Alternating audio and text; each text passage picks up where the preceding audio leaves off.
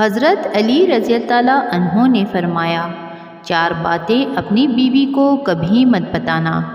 کبھی بیوی کے سامنے رونا مت، چاہے کتنی بھی تکلیف ہو، کتنی بھی پریشانی ہو، چاہے اندر سے کتنے ہی ٹوٹ چکے ہو، لیکن بیوی کے سامنے کبھی آنسو مت بہانا، ورنہ ساری زندگی تمہاری بیوی سمجھے گی یہ مرد بہت کمزور ہے، اپنے جذبات پر قابو نہیں پا سکتا، چھوٹی چھوٹی چیزوں پر اداس ہو جاتا ہے، لہٰذا وہ تمہیں کمزور سمجھنا شروع کر دے گی۔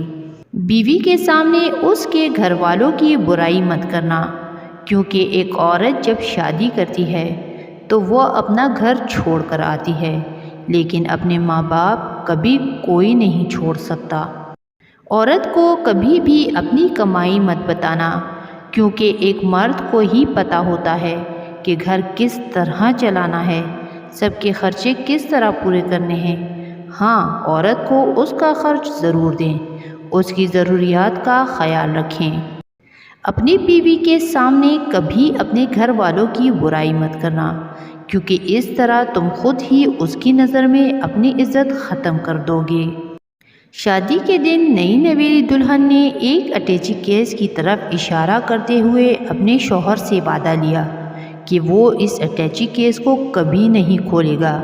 شوہر نے وعدہ کر لیا۔ شادی کے 50ویں سال بیوی جب بستر مرگ پر پڑ گئی تو خاوند نے اسے اٹیچی کیس یاد دلایا۔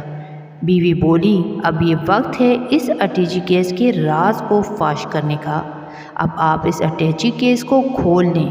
خاوند نے اٹیچی کیس کھولا تو اس میں سے 2 گڑیاں نکلی۔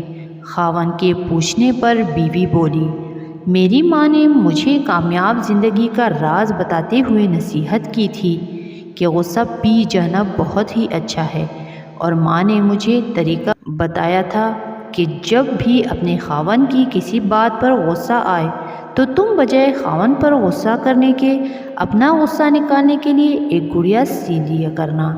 تو مجھے جب بھی آپ کی کسی بات پر غصہ آیا تو میں نے گڑیا سی لی۔ خاوند 2 گڑیاں دیکھ کر بہت خوش ہوا کہ اس نے اپنی بیوی کو کتنا خوش رکھا، کیونکہ بیوی نے 50 سال کی کامیاب زندگی میں صرف 2 ہی گڑیاں بنائی تھی۔ محبت میں شدت معنی نہیں رکھتی، محبت میں عزت معنی رکھتی ہے۔ ایک ہوتا ہے کسی کو اپنی طبیعت کے مطابق ڈھال لینا، اور دوسرا ہوتا ہے کسی کی طبیعت کے مطابق ڈھل جانا۔ ان دونوں پہلوؤں میں انداز نرمی اور محبت والا ہو تو تب ہی رشتے بنتے ہیں، ورنہ جھگڑوں کے سوا کچھ حاصل نہیں ہوتا۔ اللہ تعالیٰ نے دنیا میں جو سب سے پہلے رشتہ بنایا وہ میاں اور بیوی کا رشتہ ہی تھا، اور پھر باقی سارے رشتے اس کے بعد بنائے، اور پھر یہ رشتہ تو ہے بھی ایسا کہ کتنی بھی دھوپ چھاؤں آئے، اس رشتے میں ایک دوسرے کے بغیر گزارا ممکن ہی نہیں۔